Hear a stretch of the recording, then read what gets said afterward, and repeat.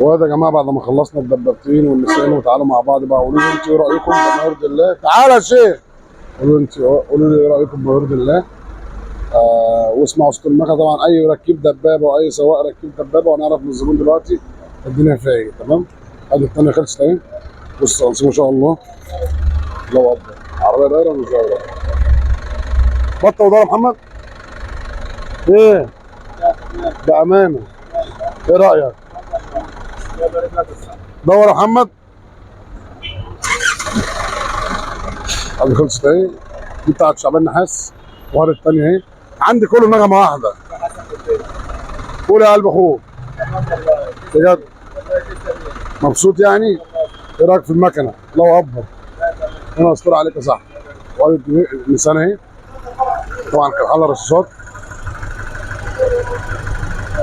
والديمكس الثانيه دي لسه جايه اهي. وحللها ترومبا ورصاصات برضه.